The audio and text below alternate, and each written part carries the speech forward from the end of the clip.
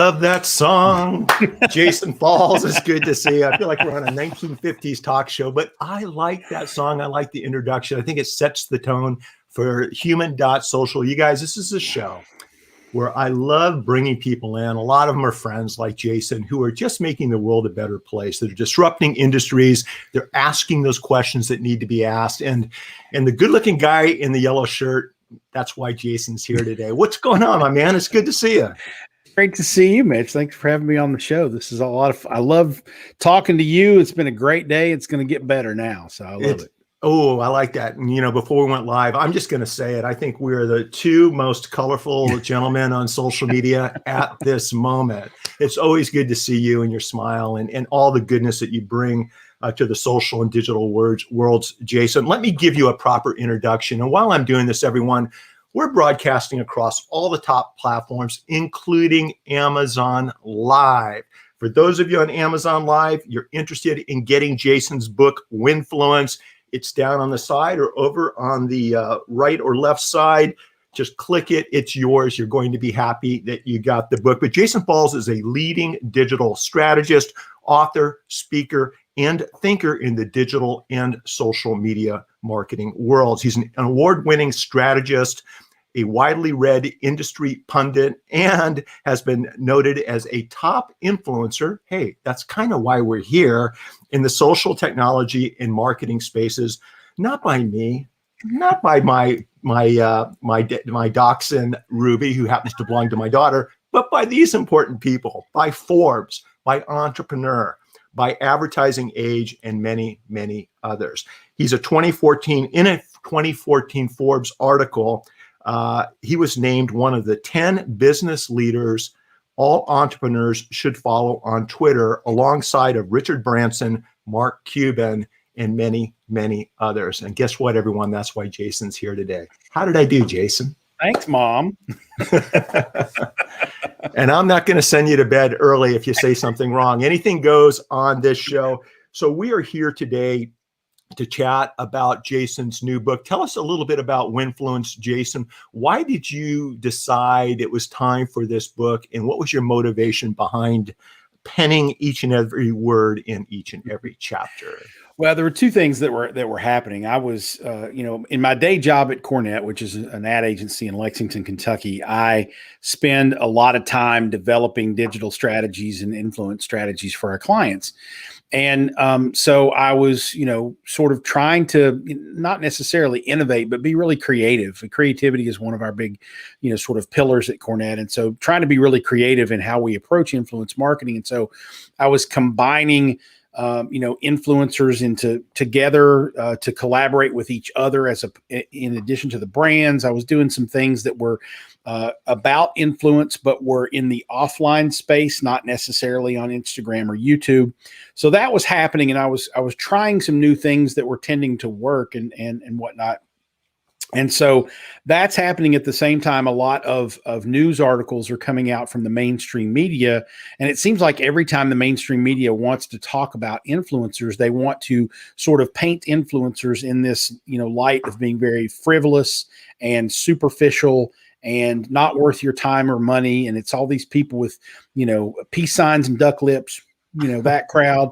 And so of course, it just so happens that the week the book comes out, or the month the book comes out, there's a documentary on HBO called Fake Famous, where Nick Bilton, the former New York Times technology writer and current contributor for Vanity Fair, writes, produces, and directs a movie that basically makes fun of influencers. And so that mainstream media perception that's out there, that a lot of people, for a lot of business owners, especially small business owners who don't spend time in marketing conversations online, that's the first and only thing they hear about influencers, is that they're superficial and they're a waste of time. And there's a lot of fraud in the industry. But I know that the 80% or more of the influencers that I work with are fantastic content creators who are really engaged with their audiences and can be great partners for brands. And so those two things kind of coincided. I'm over here experimenting and doing some things that I think are a little different and a little unique. And I'm really frustrated with the mainstream media's portrayal of this sort of segment of the marketing world that I find to be quite fruitful. And so those two things kind of collided, and I'm like, okay, it's time to write another book. It also helped that my agent got tired of me not writing a book and called and said, okay, it's high time you wrote another book. It's no excuses, do it. And so he kind of motivated me to get my act together. Well, I want to motivate people to get your book and to read your book. And already over on Amazon Live, why don't we start with the end result or end goal in mind, and we can circle back, Jason, for the business owners joining us all over the world. One of the early questions is, look, when this is all said and done, should I be tapping into the power of influencers to build my brand, to sell my products, to share my services on the digital platforms? What's your answer? Well, the answer is unequivocally yes. Okay. And the reason really is because, as everyone knows, we live in a world where there's an awful lot of noise and not a lot of signal in the media landscape, whether it be looking at the traditional media with all the different cable channels and publications and websites of the traditional media type, or the online space where people are navigating to, blogs and websites and Facebook accounts and Instagram accounts and whatnot, YouTube channels that may be traditional media, but they may be an individual sitting in their basement in Lincoln, Nebraska, who's just creating really good content around some topic. And so, because social media democratized the media overall and made it possible for everybody to be able to be a publisher, what does rise out of that noise that is signal, sometimes it's traditional media, and the traditional media still plays a great role in influencing people in the landscape. But sometimes it is that individual content creator who is very niche, very focused on one thing in specific. And they attract an audience around that. And so if your brand aligns with some of those signals from the noise, then you can make a connection with those signals and get your message, your brand, your product in front of their audience. Now, there's nuances to how to do it and how to do it well. But at the same time, if you look at the research from the last couple of years, I think it was the Edelman Trust Barometer came out a few years ago, and now the rate of people who do not look at advertisements is up to 74%. So, Wow. 3 out of 4 people don't look at ads. But those same people, 63% say they trust online influencers for recommendations about products. So you've got people looking away from ads. Where are they looking? Well, they're going to these online communities, Facebooks, Snapchats, Instagrams, TikToks, and they're finding people that they identify with, that they align with. And when that person says, hey, I drink this soft drink, or I wear these clothes, or I buy this perfume, or I use this professional service, their audience listens. They pay attention because, again, it's that signal rising from the noise and it's relevant to people. One of the questions that came in by text has to do with, can you share a little bit more? When you say influencer, what are you referring to? Someone with 1 million followers or somebody with 1,000 followers in a small target market? It's a good question. Sure, it is a good question, and it opens up another sort of line of conversation. So I'm glad whoever asked that. Thank you for asking that question. So my definition of an influencer is anyone who can persuade an audience to take action. Now, if you think about it in that broad of a term, it could be 2 people standing in line in front of you at the grocery store having a conversation. And I've had people in that situation influence me to try a product or put a product back or whatnot, right? So that happens in day-to-day life. Maybe not every trip to the grocery store, but every now and then it does happen. So an influencer is anyone who can persuade an audience to take action. When you talk about online influencers, there's generally 2 types. There are influencers, the way we think of it, the way the media typically, traditional media typically portrays them, people who have big followings, large followings on social media networks. Now, there's different ways to break that up. You've got nano influencers, which is generally like 2,000 followers and below. And then you've got micro influencers that takes you from, 2,000 to, maybe 20,000. And then you've got mid-tier, which is 20 to 100 or so. And then you've got mega, and there's all sorts of different grades of it. I lump them basically into two boxes for the broad conversation. You've got online influencers, who are people who create content on social networks with some degree of intent to build an audience. Okay. And they become known because they're creating content on social networks. Then you've got celebrities. Celebrities become known for doing something else. It's not that they use the online social media as their primary place of being. A lot of people want to say Kim Kardashian is, the queen of the influencers. Kim Kardashian's a celebrity. She got famous doing a TV show over here in traditional media. The online followers, certainly, followed that, but she's a celebrity. She's not really an online influencer. You can get really granular on how you break it down, but the definition really is anyone who can persuade an audience to take action. The challenge for brands in connecting with online influencers, not necessarily offline influencers, which I do want to talk about.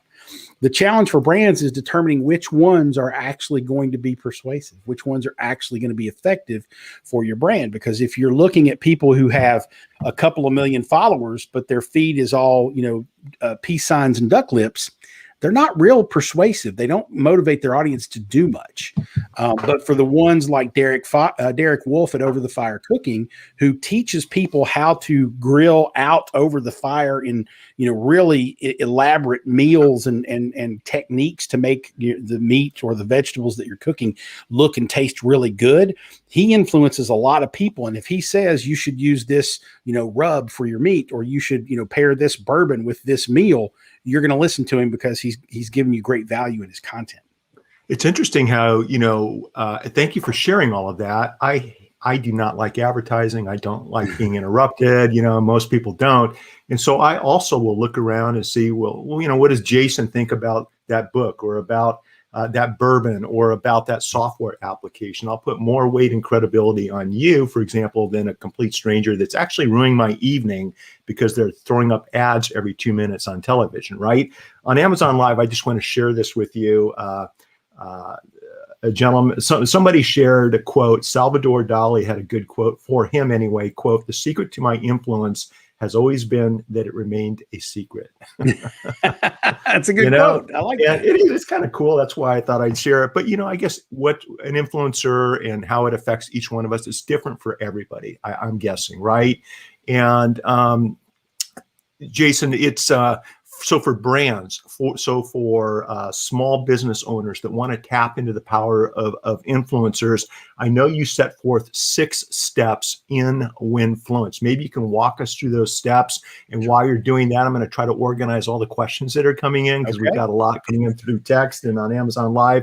But, what are the 6 things we might want to focus on moving forward in 2021 to tap into the power of influencers, to manage the whole process correctly, and when it's all said and done, to have something that's actually worked for us? Sure. And there's one chapter in the book, Winfluence, that I go over these 6 steps to building influence marketing campaigns. And that's the how-to chapter. The rest of the book is really more of a how to think of it strategically.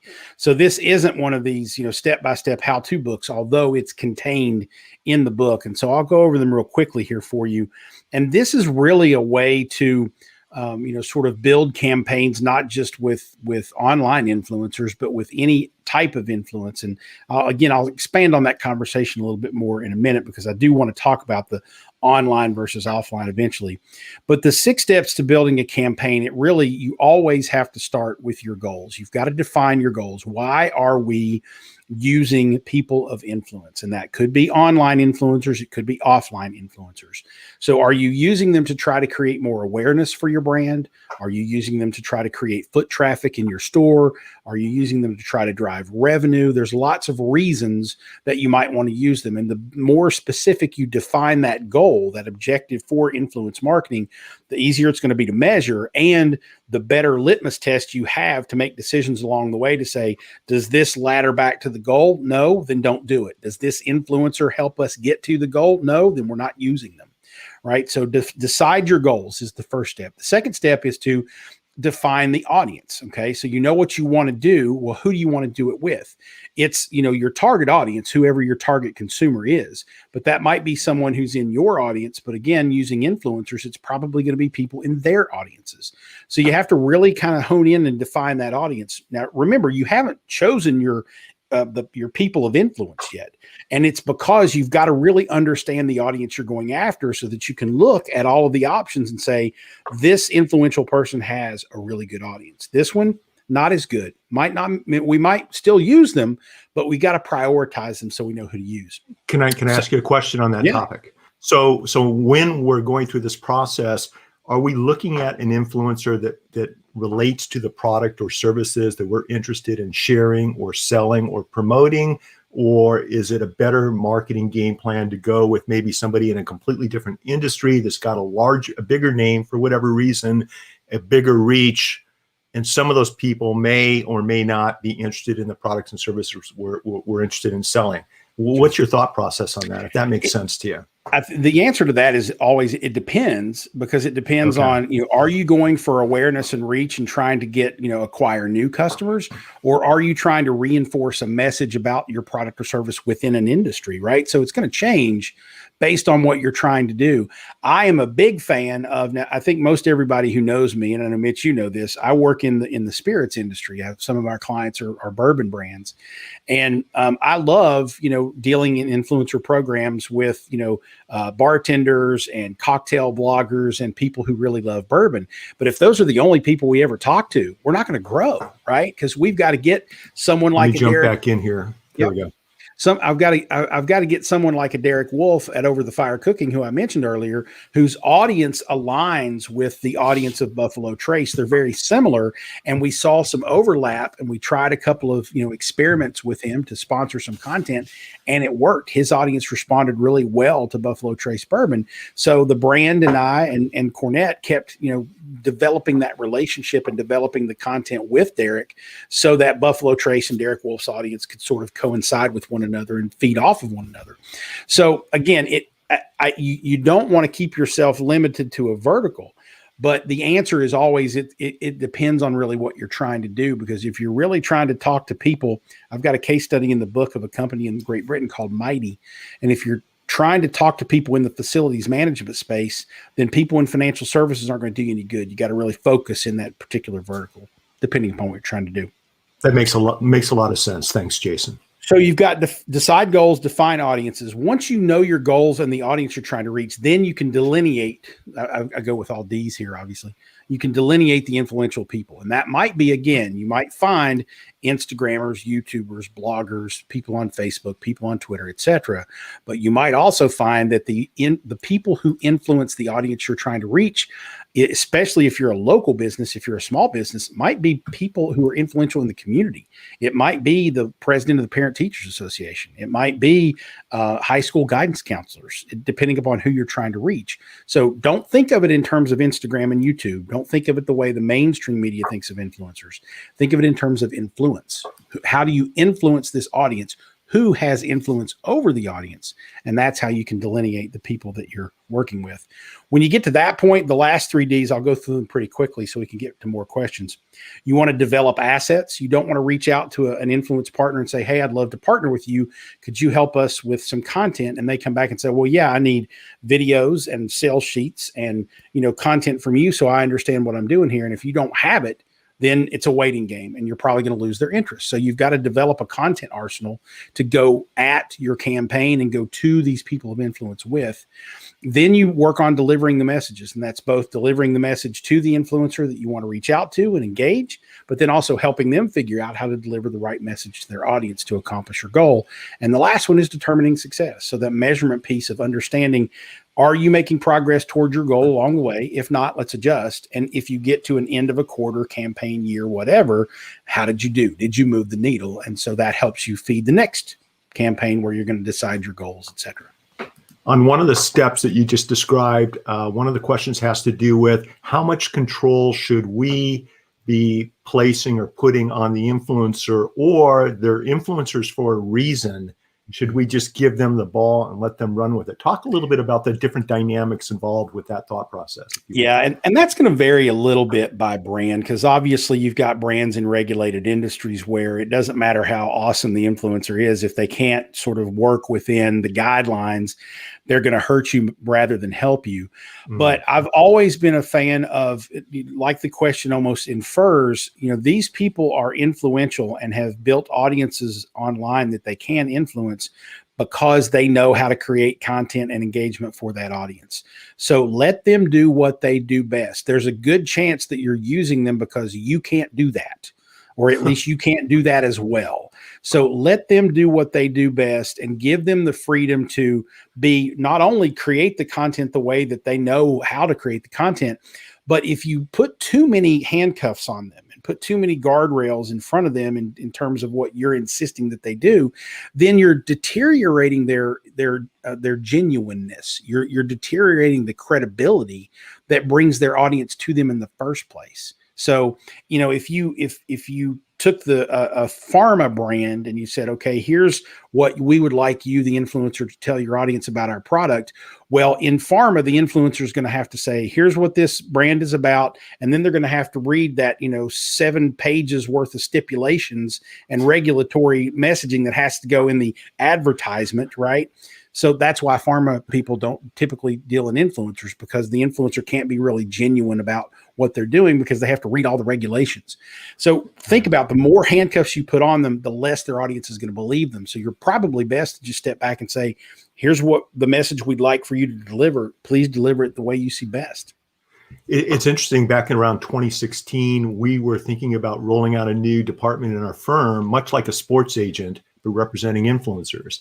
And our malpractice liability carrier put a stop to that, just because of all the additional liability that would be taking place between the brands, the agencies, and the influencer, with our office operating with all 3 different assets. What happens if you hire an influencer, Jason, and you put a lot of money into an influence campaign, and then that same influencer, let's just say here in Southern California, it's a world-class surfer who, when he or she's not surfing, they're doing a lot of crazy things out in the world, right? Because of the lifestyle that may not be congruent with the brand that you're trying to build out. There might be some liability there. How can brands, how can companies protect themselves from things going sideways beyond their control during an influencer campaign because of the activity, conduct, or what an influencer might say? Yeah, there's really 2 steps to it. The first is do your research on the front end. Know as much as you can about froze up, my friend. Am I frozen? Am I here? I think I'm here. Hello. I thought that was a very good question. So you froze up at my end, Jason. I'm not. I think I'm good here. I can see and hear you just fine. Okay. All right. Then you just go for it. We're good. Okay. So the way that I would think about, there's 2 steps to it. Okay. The first step is doing research on the front end and really knowing the influence partners that you're going to reach out to, especially if you're going to invest a lot of time, energy, and resources into that particular influencer. You got to do some research and know what you're getting into. So you should have a general understanding and confidence level with them on the front end of that from the research. The other piece of it is communication. And that's really everything from making sure that you're communicating with them what the expectations are and what maybe some guardrails and parameters are that you have to adhere to. Maybe it's because of your regulations, or maybe it's because your company is really sensitive to social issues or social behavior. I mean, think about it. I work with spirits brands. We can't afford to engage an influencer who's got a history of DUIs or doesn't have a history of DUIs and then gets one, right? So we have to communicate that up front to say, look, everything in this industry is about promoting responsible drinking. So we have to know and understand that you're bought into that. And if there is anything that happens along the way that might trip that wire, you need to know that we have to, separate ourselves. And so it's worth having that communication up front so that they understand. But by the time you go to them, you should already have a good understanding of the kind of person they are so that you have confidence that it's not going to be a problem in the first place. It might be a good idea also to have the right type of documentations, contracts, indemnity agreements, maybe some type of liability insurance policies in place. I don't know if you covered that in the book, but what are your thoughts on that? I mean, you got to treat it like a business, right? Absolutely. I mean, everything needs to be in writing in some form or fashion. I don't know if I wrote about this in the book or if I wrote about it somewhere else recently. I was talking to a friend and I ended up incorporating it into some content somewhere, but I have done some influence, partner agreements with some friends of mine in the marketing technology space. And it's just been one of those informal, lob and, hey, we need a little help on this, driving traffic to this thing. Can you help us out? And I'll do it without any written contract. Well, they don't have to pay me. They don't have to do anything if they don't want to, because there's no written contractual agreement. So I would always advise to follow the advice of people like Mitch Jackson, the attorneys of the world, and make sure that contract is spelled out really good for what you're doing.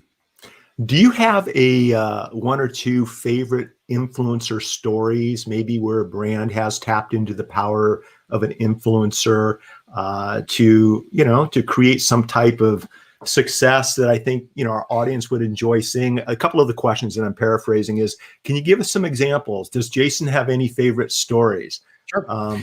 So I'll give you two, and one is one of my favorite stories because it only involves one influencer, and this is something that a small business could do, and it just so happens this case study is a rather large business. So it's another case study from the United Kingdom. It's UBS, the financial services company, and one of the products that they deal in is annuities. And if you know anything about annuities, it's a rather large investment, kind of a retirement account sort of thing. But you're talking, investing $100,000 or more, right? So, and that money is tied up and there's interest involved, and that's how the financial services company make their money. Well, UBS was looking for opportunities to communicate more information about the investment in annuities to people who were interested in financial planning for themselves in Great Britain. They didn't do a big influencer marketing campaign. They pitched one of their executives to be a guest on a podcast from a gentleman by the name of Martin Bramford. And Martin Bramford had a financial service podcast where he just helped people, little 30-minute, interviews and suggestions on what they should do to better shore up their financial house.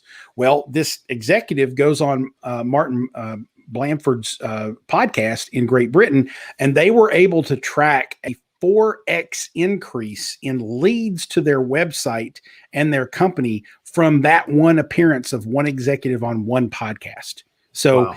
It can be really magic if, again, the influencer lines up with your brand, the topic is the right topic, maybe at the right time in the financial environment. Everything kind of the stars had to align there for that to happen. But UBS is a big company, and when you drive 4 times more leads for something that costs $100,000 more, you're talking money at that point, right? That's revenue. So my second example, I'll try to do this as quickly as possible, but this is one of the case studies that I was working on that really inspired the thinking for the book. So Cornette developed a brand film for the University of Kentucky healthcare brand, which is a hospital system and healthcare system in Lexington, Kentucky, for the University of Kentucky, obviously. And we were kicking off a bigger campaign with this 2-minute film. We were going to debut the film on Facebook. And so the ask was we should get some influencers to help us put some attention on this film.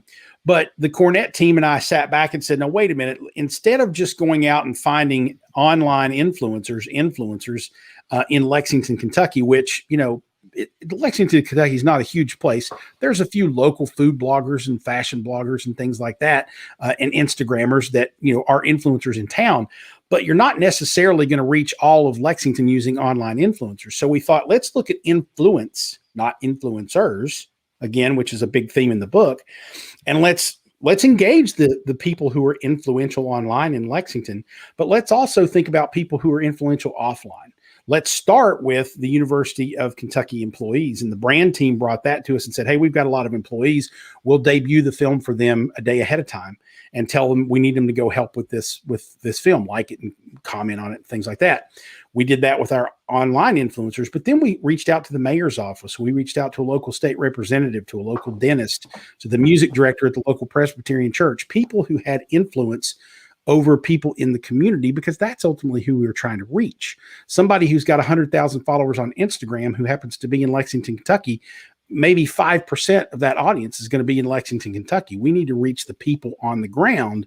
And so that's where you start to think about influence instead of influencers.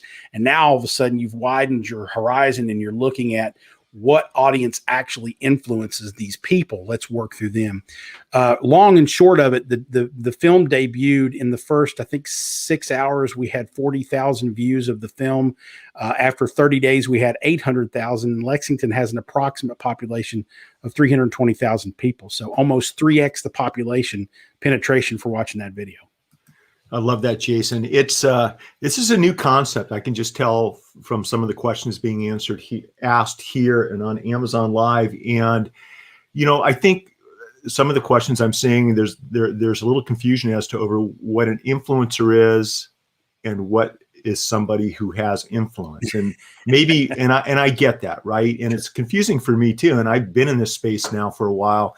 And I think, like, for me, like you mentioned, Kim Kardashian is an entertainer, and that's why people know her, but she doesn't have any influence over my buying decisions. I really could care less what she says or what she recommends. Having said that, if I'm looking at a new dirt bike and I'm torn between the Honda CRF 450 or the new Kawasaki, if I go down to my local dirt bike shop that has, an ex world-class racer working the sales floor there, whatever he tells me is my best choice in 2021, that's going to influence my buying decision.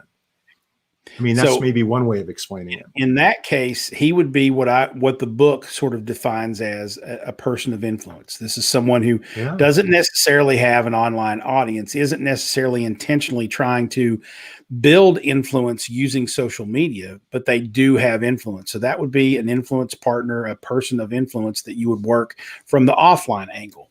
The online influencer, if you want to just use the term influencer, I would basically sort of limit that to people who have the intent of building an online audience over which to have influence. So it's people who are trying to build up enough followers to have brand deals and partnerships and whatnot. Now, some of them may be just thought leaders in the space who aren't worried about, making money off of it, but they want to build thought leadership and authority in their space, like, Mitch Jackson does as a lawyer who is plugged into social media. You Google social media lawyer, you're going to find Mitch Jackson. He's established that thought leadership. It's not about, I want, other law firms to pay me to represent them or anything like that. It's not an endorsement deal for you, just like it's not an endorsement deal for industry analysts and other experts.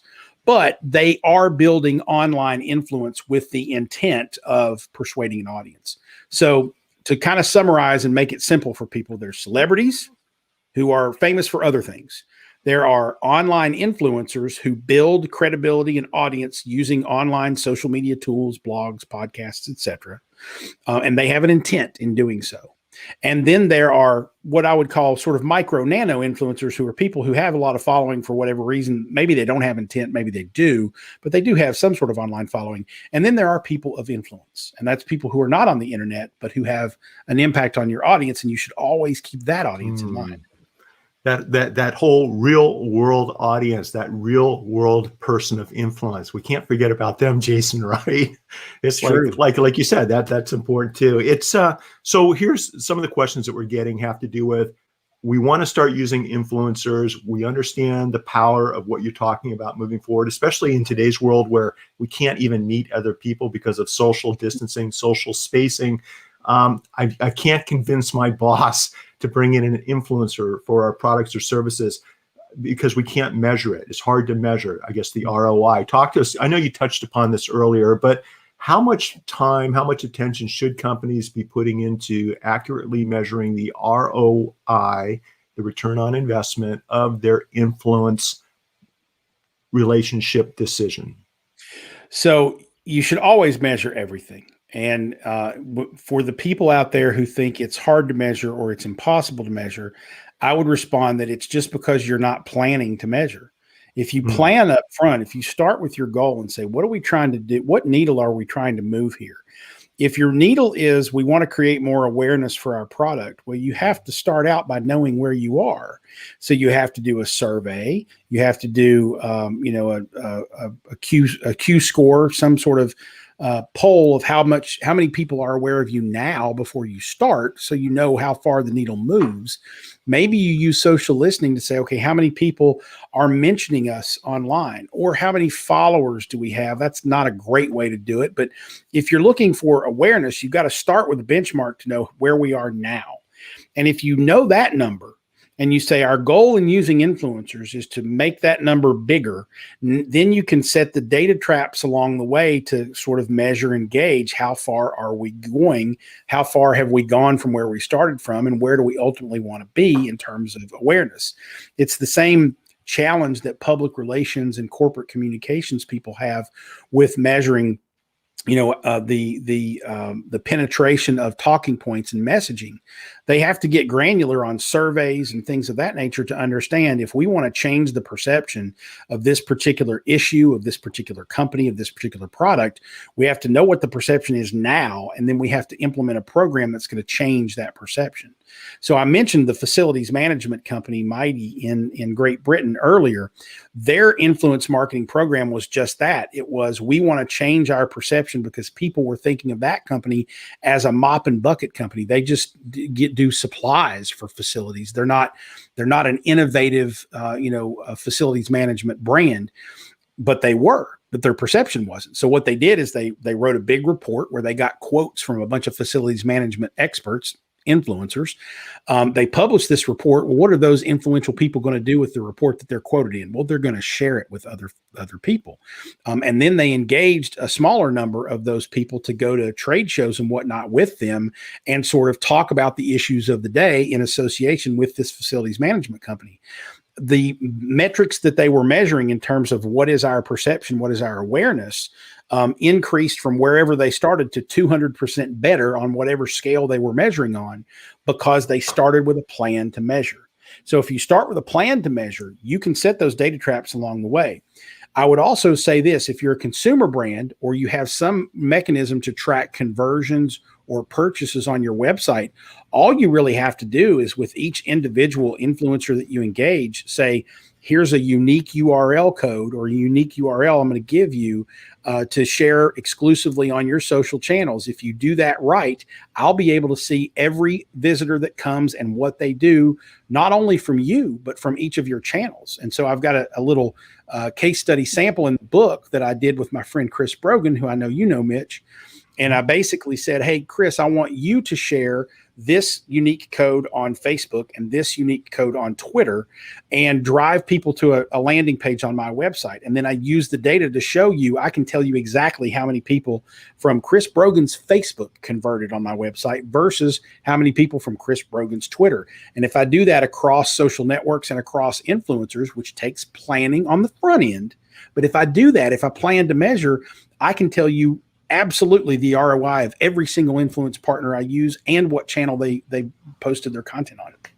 It sounds to me as though you almost need to come into this with looking through a new lens and maybe from a fresh perspective on how do you measure? Mm-hmm. How do you plan ahead? Sure, traditional business approaches matter, but you just mentioned like using these specific links on different mm-hmm. social media platforms to help us do these things. A couple of questions have to do with, are there any platforms out there that will help us that we can put between our company and the influencer to do the things that you're talking about?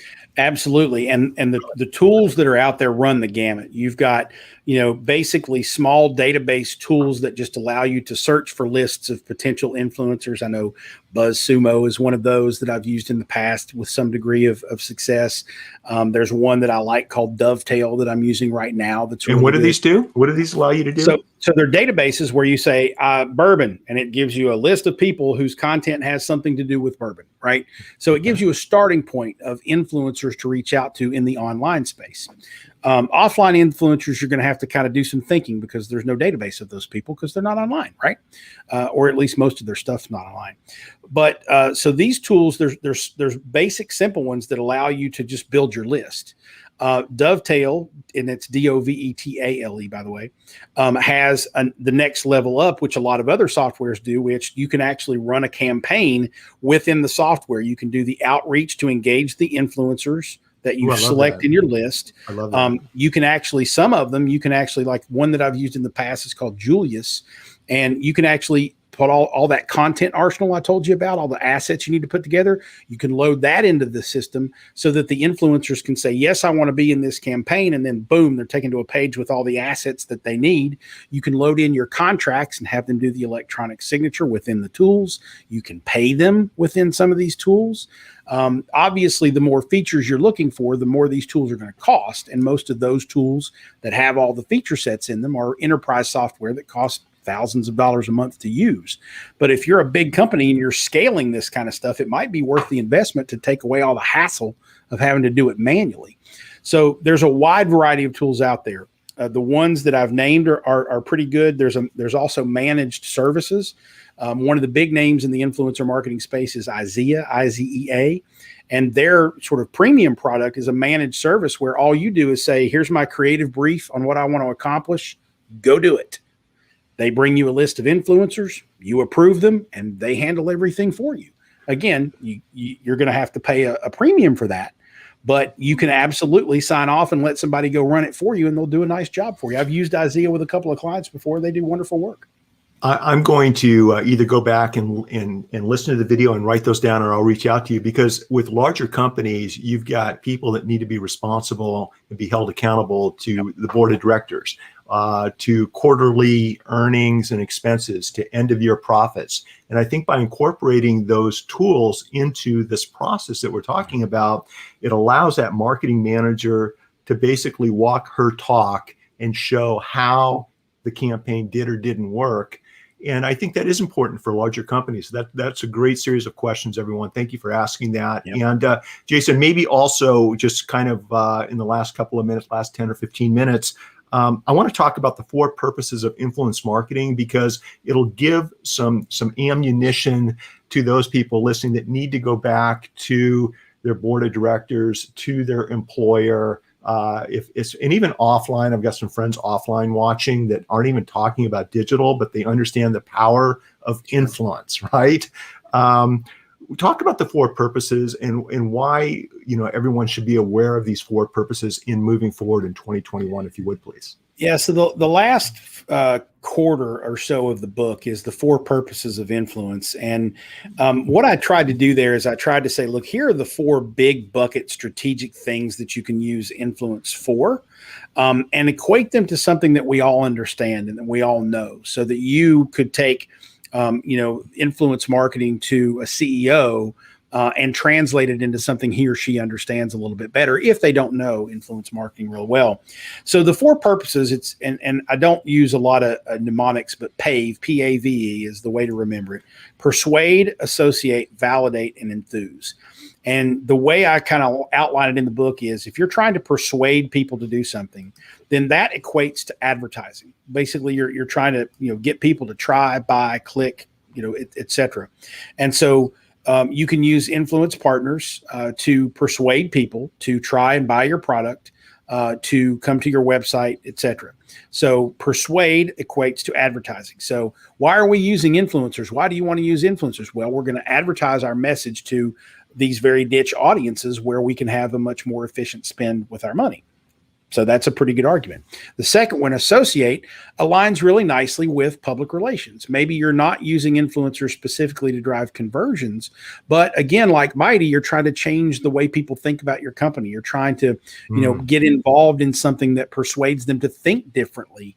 And so that associate, you want to associate your brand with a certain influencer's audience, or with a certain theme, or with a certain cause. And it's not so much about that transaction, but about how people perceive you. So that has a real good equivalency to public relations. And we've seen that a lot this past year with social change and social issues, and some companies stepping up and making a statement with the celebrities, with the influencers, that's so important right now. I love that, Jason. That's a big one. The third one, validate, is huge. You can think of this in terms of customer service because that's where the validation comes in. But in the online world, I kind of parallel that and sort of equate that to ratings and reviews, because if you know anything about SEO, ratings and reviews either on your website or on third-party websites are critically important to your success. Well, you can actually engage influencers to try your product and go rate it or review it. Now, I would caution you, do not ever send someone to a site whose terms of service are against soliciting reviews. Don't send them to Yelp, for instance, because that's against their terms of service. But there's nothing wrong with soliciting ratings and reviews on your own website, and Google, the search engines and whatnot, and other consumers use those reviews too in their consideration process. So think about that as well. And then the last one, enthuse, is kind of my favorite one, because in building enthusiasm through influencers is really about touching word of mouth. And you're getting these people to be fire starters for talking about you in ways that will make other people excited to talk about you too. And so I go in a pretty good amount of depth in chapter 14, which is the enthuse part of the purposes of influence, to talk about how online influencers and influential people offline can really be that word of mouth plug-in for you that really helps get people excited about your brand. I love that. There's so much to learn, and that's what keeps life exciting. That's what keeps business exciting. Obviously in my community, I have a lot of lawyers that are asking questions. Many of these questions aren't relevant to this particular topic, but let me kind of bring the theme, the flavor of what I'm seeing as everyone wants me to ask Jason. So can lawyers use influencers? Assuming state bar rules and all that other kind of stuff is okay with whatever decisions we're thinking about making, can you share a couple of different ideas on how lawyers can tap into the power of online influence or influencers to build their brands, to share their messages?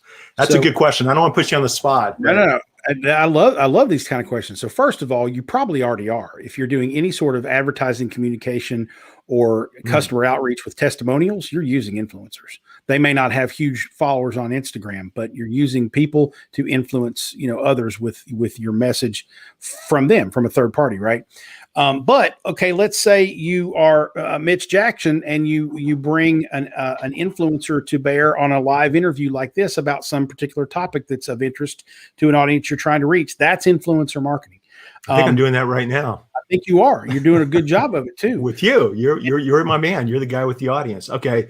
That's okay. So go ahead. I didn't mean to. I'm just thinking because this is getting me excited. So yeah, the only thing I would say to that is just think about these influential people, and if they are reaching an audience you're trying to reach, then think about ways that you can provide your expertise to them so that they can make their audience smarter. If you approach influencers with the idea of what's in it for them and what's in it for their audience, they're going to be real excited about working with you because they want to provide their audience with better content, with better engagement, etc. Interesting. So it's a matter of just maybe taking a step back and thinking about how you want to build your brand out and who you can tap into, maybe to share that message. I think right now, everything we do, Jason, if we incorporate that human touch, because I think right now we're all yearning that community, getting together with people in your marketing, your branding, your influencer efforts. I think that's probably the way to go. We had a comment on Amazon Live about this individual says, and I'm not going to point out the particular type of health issue, but I am a ex-influencer. It has to do with a particular type of health issue. Okay. And I'd like to invite you, DM me on Instagram or Twitter, reach out to me because I want to know more about what you're doing. That fascinates me. That's exactly with what you're talking about, Jason, is it may not be a huge audience, but there's somebody there that's influencing in a smaller target market. And I know I can learn something if we have a conversation. Jason, moving forward in 2021, are there any particular platforms, if we're reaching out to influencers right now to help, share our message, build our brands, are some platforms more effective than others, whether it's video, whether it's over on Clubhouse, whether it's Twitter, LinkedIn, whatever it might be? Is it industry specific, or do you see a trend happening because of everything we've been through? Well, definitely. Clubhouse is really hot right now, and for good reason, because people want that more sort of intimate personal connection that, live video does that to a degree, but not in as social a way as a Clubhouse can. Right. So that seems to be like sort of ubiquitous across industries right now. But you're always going to be logical about where's my audience. If you're a B2B business and you're selling to CFOs, LinkedIn is probably going to be your number one source. You're probably going to want to be playing on Twitter as well. Blog content for people researching products and services is going to be important to you. If you're going after consumer product goods and, beauty, style and whatnot, Instagram, TikTok, YouTube are big. So you're really not going to go wrong by just sort of thinking logically about, well, where is this audience? Well, they're probably on Instagram. If you think that, you're probably right. So go with your gut on that one. But, pay attention to the trends and the research. Nobody was talking about Clubhouse 6 months ago. So pay attention to what's going on out there and see where the opportunities are. I love that. Go where the action is also. You got to, show up while the music's playing and everyone's dancing. It may not be that way in 6 months, but it certainly is in today's world on Clubhouse. For those viewers watching the live or recorded show today, Jason, who want to reach out to you, who want to keep the conversation going, maybe retain you for consulting or business purposes, what's the best way for people to touch base with you? I'm Jason Falls everywhere. You so are. jasonfalls.com, at Jason Falls on all the social networks. There's a politician in Cleveland County, North Carolina with the same name who does not like me at all because you can't find him online, but it's what I do. All right. And so if you guys need to touch base with Jason, he's making himself available online all over the place. If you're having challenges, I'll share his contact information in the show notes. And for the podcast version of today's show, which will probably drop week after next, I'll include the links in the show notes for the podcast, or just reach out to me and I'll personally send you his contact information via email or DM. Jason Falls, author of Winfluence. This was fun. It's always good to see you. And yeah, hold that book up and look at that, you guys. That's the shot right there. I'm going to screenshot that and I'm going to send that out on social media. Hang on a second. Hang on. Okay, ready? Ready? Here we go. There, I'm going to take that. Thank you, Jason. This was fun. You guys take care. Thank you for tuning in. I will see you on the Human.Social live video series next week. Between now and then, you heard us mention Clubhouse. You're going to see me over there a lot. Are you on the platform, Jason? I am. I'm not really actively using it, but I'm there. Can I twist your arm to co-mod a room with me sometime? I think we would have some fun. Absolutely. Yeah, there's something special going on over there. All right, Jason, speaking of special, you're a special friend. I appreciate your time. Thanks for sharing value. And between now and next time, make it a masterpiece. Bye-bye, everybody. Take care.